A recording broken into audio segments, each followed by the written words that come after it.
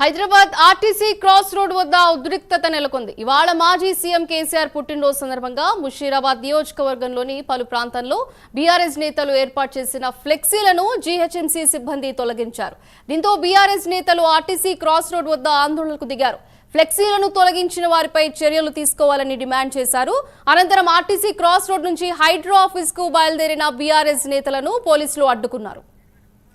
దీని గురించి మరింత సమాచారం మా ప్రతినిధి కుమార్ అందిస్తారు. కుమార్, చెప్పండి. Thank you Sindhu. మాజీ ముఖ్యమంత్రి కేసీఆర్ జన్మదిన ముషీరాబాద్ నియోజకవర్గంలోని పలు ప్రాంతాలలోని ఏదైతే బీఆర్ఎస్ సంబంధించిన ఏదైతే ఫ్లెక్సీలు ఏర్పాటు చేశారో ఈ నేపథ్యంలోనే జిహెచ్ఎంసీ అలాగే డిఆర్ఎస్ సిబ్బంది ఆ ఫ్లెక్సీని తొలగించిన నేపథ్యంలోని ముఖ్యంగా అక్కడ కొద్దిగా ఉద్రిక్త వాతావరణం అయితే చోటు చేసుకుంది. తమ అగ్రనేత కేసీఆర్ జన్మదిన సందర్భంగా ఏర్పాటు చేసిన ఫ్లెక్సీలు తీసేయడాన్ని నిరసిస్తూ కూడా బీఆర్ఎస్ నేత జయసింహ ఆధ్వర్యంలోని హైదరాబాద్ ఆర్టీసీ క్రాస్ రోడ్స్ లో బీఆర్ఎస్ నేతలు ఆందోళన అయితే చేపట్టారు. ముఖ్యంగా తెలంగాణ తెచ్చిన మహానేత పుట్టినరోజు సందర్భంగా పెట్టిన ఫ్లెక్సీని తొలగించడం చాలా దారుణం అంటూ కూడా వాళ్ళు నిరసన వ్యక్తం చేశారు. ఫ్లెక్సీలను తొలగించిన వారిపై చర్యలు తీసుకోవాలంటూ కూడా ఇప్పుడు వాళ్ళైతే డిమాండ్ చేస్తున్నారు. ప్రస్తుతం ఆర్టీసీ క్రాస్ రోడ్ నుండి హైడ్రా ఆఫీస్ వరకు కూడా బీఆర్ఎస్ నేతలు ఏదైతే హైడ్రా ఆఫీస్ చేరుకునే క్రమంలో కూడా పోలీసులు అయితే వాళ్ళైతే అడ్డుకోవడం జరిగింది.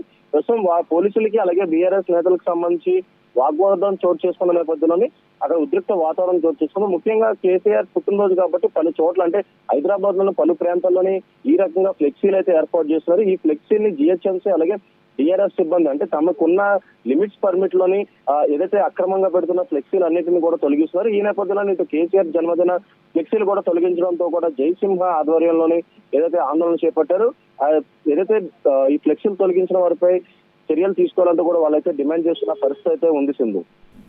Right, thank you Kumar.